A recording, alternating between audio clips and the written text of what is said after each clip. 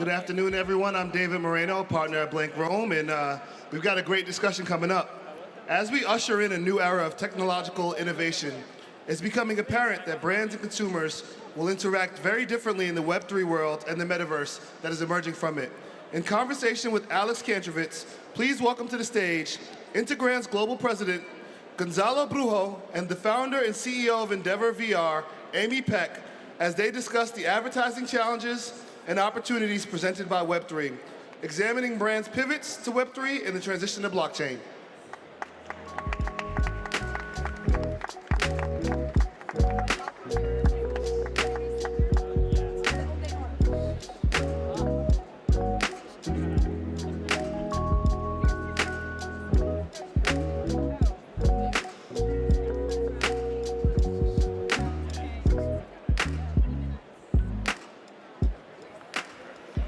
Sure, I guess I should go over here.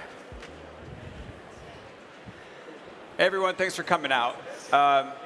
As we know, we're in the middle of a pretty nasty crypto crash. Everyone was saying a few months ago there were two big things in this world. The first was crypto. The second was the metaverse. We're doing the crypto crash. Are we going to do a bit of a metaverse hype deflation cycle after this? Gonzalo? Well, I think metaverse is probably the most repeated word in today's marketing world. I think it's fascinating how things are moving so fast on the metaverse. And I think today what is happening is that clients and brands, they need to understand why they need to be in the metaverse and what is metaverse means. But don't you think it's a little bit overhyped? I mean, everyone's talking about what's your metaverse strategy. Meanwhile, who's actually spending time in VR? Well, I think before entering into the metaverse, the first thing that you need to do is making sure that the experience with your clients and the experience that you can offer to your clients works well. And then you need to determine if you need to be in the metaverse or not. Okay. Amy, what's your perspective on this? You're working with people trying to figure out the metaverse every day. Like Gonzalo mentioned, it's the #1 thing people are talking about. Yep. And typically when that happens, like it was AI a couple of years ago, where you had, the iced tea company would name themselves after artificial intelligence, then okay, we cool down a little bit. Are we about to accelerate into the metaverse space, or is it going to decelerate like all these other big hype cycles? Well, I think it's also just like the perspective of what the metaverse is. Like, I don't look at the metaverse as this destination. Yeah, okay. What is it? Well, what is it? So in Neil Stephenson's book, Snow Crash, which was, as far as I know, the first literary reference of the metaverse, he just says it's a virtual world made out of code, right, at its very simplest. But I think, when we talk about the metaverse now, I think we sort of expand it into any sort of digital overlay. And where I think it gets interesting is in really the combination of digital and physical. And how we're accessing data, moving data from 2D screens into the 3D world, because the metaverse, just as a pure play in some of these virtual environments, as you said, we're not going to be spending that much time in these virtual environments. People don't have the headsets; they're cumbersome. They don't like to be, completely occluded from, the world around them. So, to me, the magic of the metaverse is when you start to overlay the physical and the digital. And I think for brands, it's about start with your physical space. How do you add this digital layer of experience and storytelling and added value in your physical space to understand how consumers are going to interact with this digital realm? So the title of our talk is Advertising in the Metaverse. Amy, what you've just described isn't really advertising in the metaverse. It's creating an experience where a brand can have someone use their phone or some goggles or whatever and do an augmented or virtual reality experience and call that metaverse. We know that there's an effort to get some banner ads into the Oculus experience. I find that a little bit strange, but we have the experts here.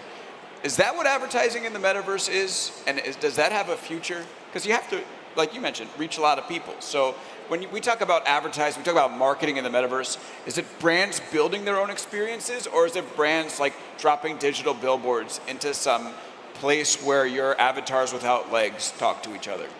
Well, I really hope it's not billboards and banner ads, because that would be a miss. It would just be taking sort of what we already know and not elevating it in any way. I think, again, it will also be an evolution into, how we tell stories and how we bring brand experience into this digital landscape. And, for me, my hope is that we are sort of elevating the consumer experience. We're telling stories instead of just advertising things. Like, what are the ways that we can engage consumers and excite them? I mean, it is an endless realm, right? So how do we capitalize on that? 10 years ago, companies used to spend millions and millions in the retail experience. And now, probably those millions and millions will be spent on everything related to the digital interfaces and metaverse experiences. Again, not metaverses, because there is more than one. So this is going to be kind of the biggest shift of the companies. So where I should be putting my investment in order to make sure that I have a broader return investment. So that is why I think there is a big opportunity in metaverse. Yes, it is true the quality is not fantastic. Yes, it is true that is for specific segments. But I think you need to find wherever your clients are going to be shopping in the long run, how they are interacting, what is the customer experience, what is the correlation of the brands in the metaverse. So I think this is super exciting, and the reality is that all the brands around the world are really thinking about where to go, what is the strategy. But I think you need to determine the strategy first. Again, what is going to be your strategy, how I can grow, how much I have to invest, where I should go, where I should not go. So I'm sure there's people in the audience who've come here and they have a manager who says, we know the metaverse is going to be the next big thing. We need to figure out how to get our brand into the metaverse.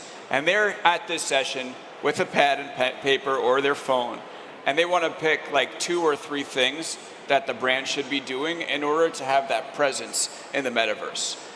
Maybe that is spending time in Meta's like Horizon Worlds with a digital billboard. Maybe that's, scoping out a strategy. I want from each of you, what is the one thing that if you're a brand starting from scratch and people are spending time in AR and VR that they ought to be doing? Amy, you want to start? Yeah, for me, it's a fundamental shift in the way we even think about advertising. And what I'd like to see is this transparent exchange of value for data. So instead of the billions of dollars that are going into kind of harvesting data to understand our behavior, we have an opportunity to engage with consumers on a really direct one-to-one basis and offer incredible value. And that value can take many shapes and forms. We're just starting to scratch the surface. NFT, sort of, again, another hype cycle aside. Yeah. Sorry. Well, no, finish your answer. I got to ask you about NFTs. Oh, yeah. Okay. But the hype cycle aside, we can really just, ask consumers for their data. Give us your 5 data points, and in exchange for that, we will give you this type of value, and that may be early access to a digital asset that has a physical component. That might be an origin story around the design of an asset. And so again, it's like we have to really, I would like to see much more of a 2-way interactive advertising model between brands and consumers, where they're getting feedback from how consumers want to play and engage with their brand in this digital landscape, right. And then deliver incredible value that's new. Okay, I'm going to come back to the NFT thing, but Gonzalo, go ahead. I agree. I think the key for success in this case is to really understand your customer, understand the communities. If you understand the communities, then you can organize a specific business plan for metaverse, and the business plan and the brand should be aligned. They should be tandem together. Okay, let's talk about NFTs, because a lot of times people conflate what is Web3, what is the metaverse. It's the same thing. You need NFTs, you need digital. Mark Zuckerberg was just talking about how you need digital clothing in order to participate in the metaverse, and you can buy them from a shop. Okay. Is it smart for companies to get, because think about advertising. Every brand now issues their NFT. Burger King has an NFT. Why would anyone want that? I don't know. But we're seeing the pricing and the volume of NFTs really drop through the floor right now.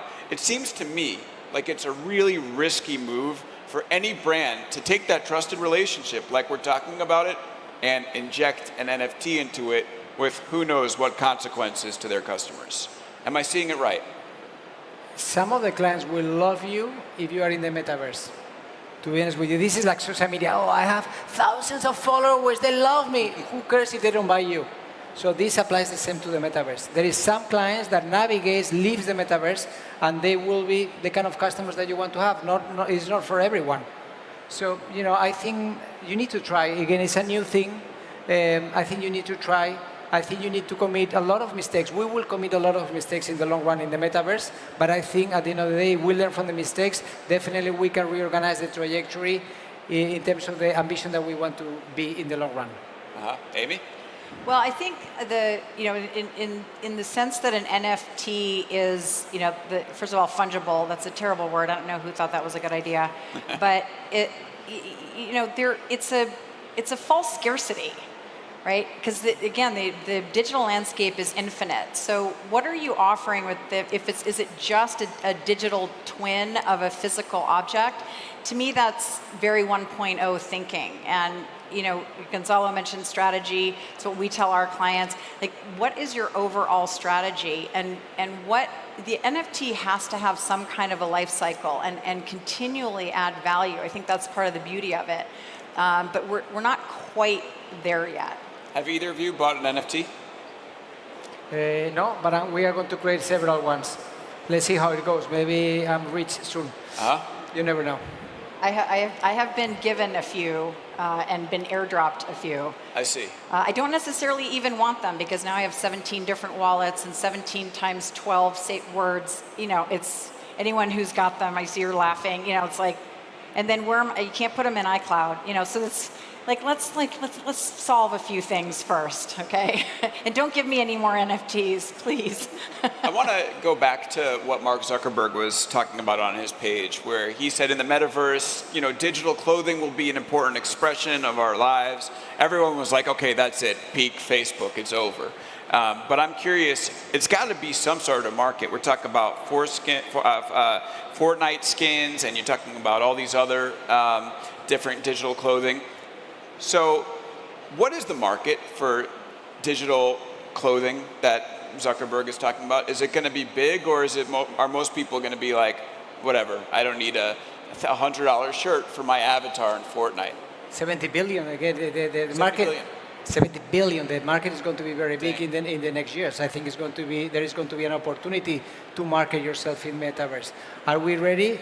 Not. Is the quality of the glasses high quality? No. Is the design the best that you can have? Still, there is a lot of innovation that you need to do in the design component. But again, can help you to differentiate, can help you to be a more relevant brand, can help you to find new ways to engage in a different way with your customers. So again, not only you need to see the positive side, you need to see all the angles to make sure that can help you to retain clients for the future. There are negative sides also that you need to see. Everything related to the ethics, everything related to the content, to make sure that it's ethical what you put there or not.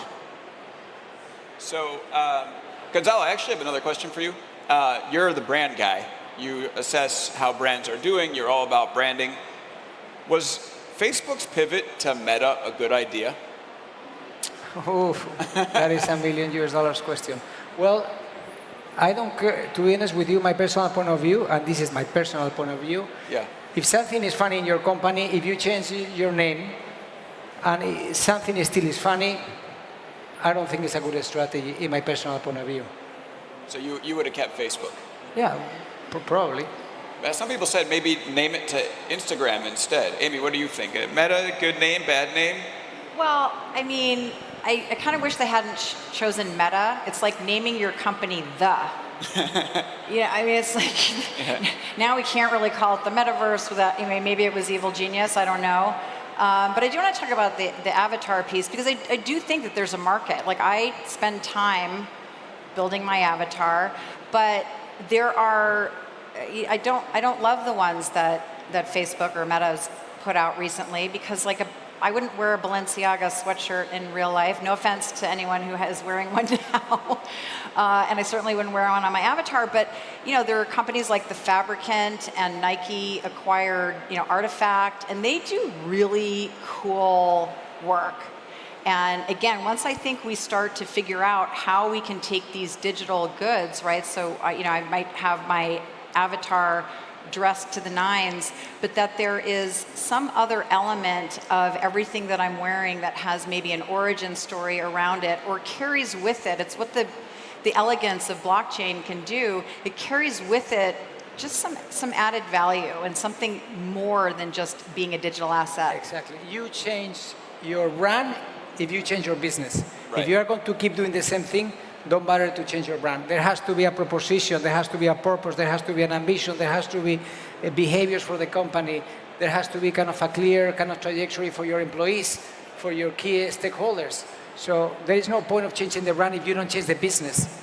Is the metaverse, so we talk about advertising in the metaverse. We've talked a lot about branding and brands making their own experiences. All of this discussion is predicated on the idea that regular people are going to want to spend time in the metaverse doing regular things. And advertising, you call that consumers, right? Consumers experience. But right now, the metaverse is largely an enterprise thing. Think about Magic Leap goggles. I mean, holy crap, like those things are amazing, but they're for business. Metaverse, okay. Most people live close to their friends and family. You don't need to put goggles on to see your friends and family. Only in these places like San Francisco and New York have you moved away, and you might want to experience presence with your friends. Isn't the I know we have 2 minutes left, so 1 minute each. Isn't the metaverse an enterprise thing and not a consumer thing? And if it is, why are we even talking about advertising there? Amy?